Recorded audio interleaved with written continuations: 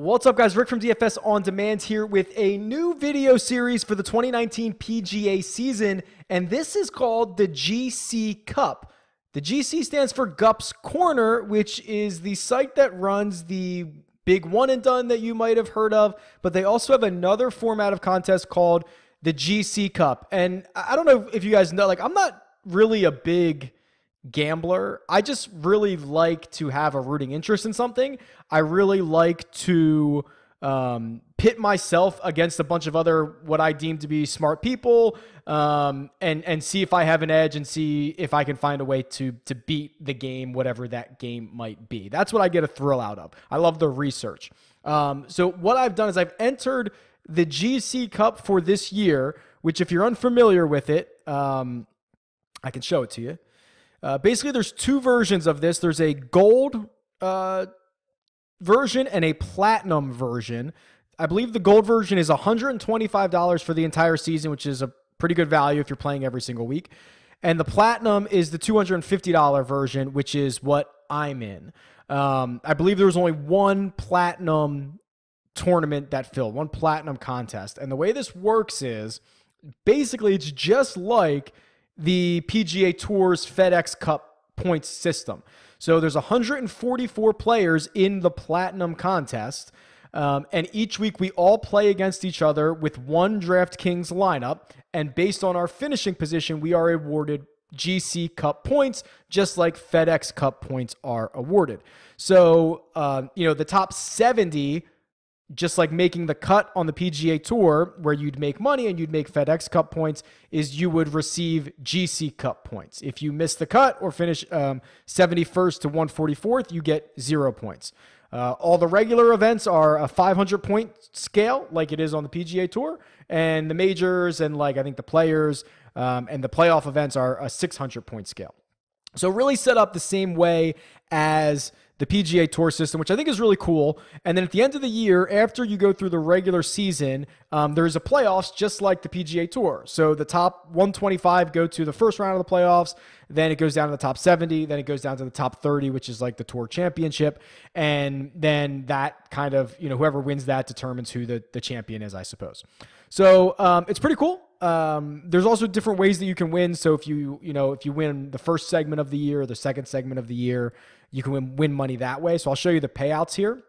Again, it's a $250 buy-in. So for every event, just every regular event, if you win it, first place out of 144, you get $80. So they pay out the top 5 places in each of the DraftKings contests. Regular events and big events. The big events are the majors and the players, and the playoff events. Those are double the prize pool.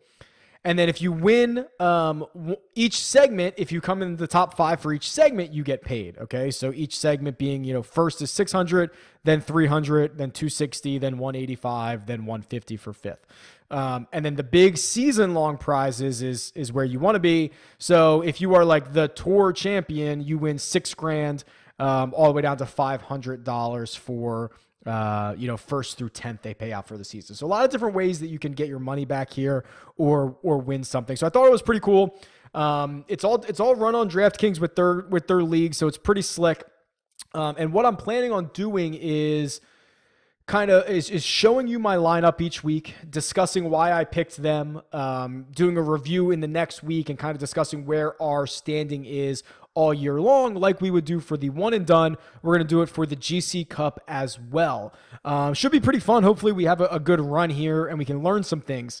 I'm not going to post this. I mean, you guys know me. I'm pretty transparent with everything. I show you all my lineups, all that stuff, but I'm not going to. This video will be scheduled to post Thursday morning after lock. I just don't want to get in the habit of giving out my one lineup. I don't like giving out full lineups of anything. I think it's bad for the industry on DraftKings. I don't like giving it out in advance, and I also don't want to, if we get deep into this thing, start giving out my lineups in advance, especially when there's, I don't want to taint the contest pool. So this will schedule to go out when lineups lock. This will post. All right. So what did I do for this week? So here's my lineup for this week, and I 4 of these spots I was fine with, and 2 I kind of went back and forth on. So if you go and watch the DFS video, you know these are guys that I all liked and guys that were probably going to make it into my lineup. So what I went with here is Rory, Bryson, Patrick Reed, Snedeker, Webb Simpson, and Aaron Wise.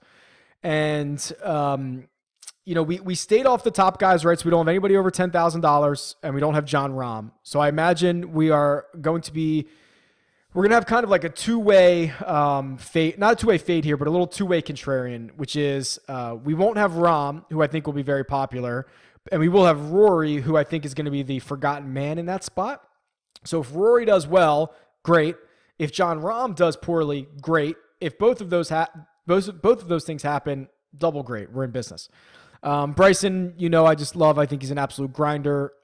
Reed, I think he's just priced too low. Snedeker, again, too low. Good course form here, but he's going to be very popular. He was kind of just, I don't want to call it a free spot, but I think he's going to be pretty chalky. And then the last two came down for me to Webb Simpson and Aaron Wise. And my other option here was to go with Cameron Champ and Bubba Watson.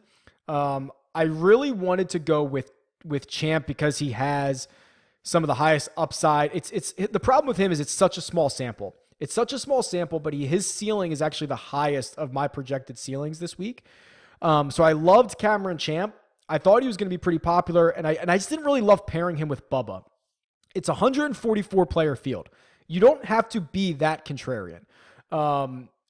If this was like a 10,000 person field, I would have opted to play Bubba, who could finish dead last or he could win this thing.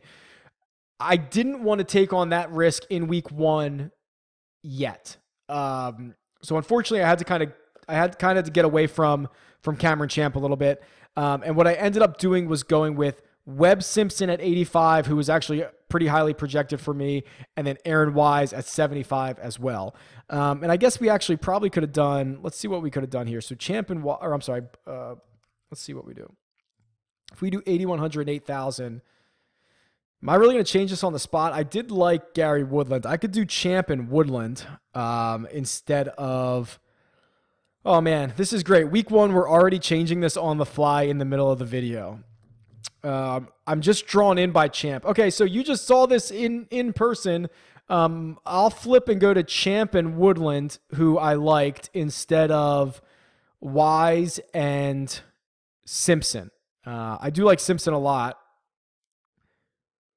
I just wonder if this is too chalky, right? Is like everyone going to have Champ and Woodland? That's my only concern with this lineup. It's pretty strong otherwise. All right, well, we'll lock this one in, and we can kick ourselves if Webb Simpson goes out and wins this thing. All right, so there you go. That's the lineup for this week. I don't know how this is going to do. I've never done a season-long contest for anything on DraftKings, let alone PGA. So you'll be here with me. Again, this will post, lineups will be locked by the time that you see this. And I hope you enjoy this. I'll talk to you guys soon. See ya.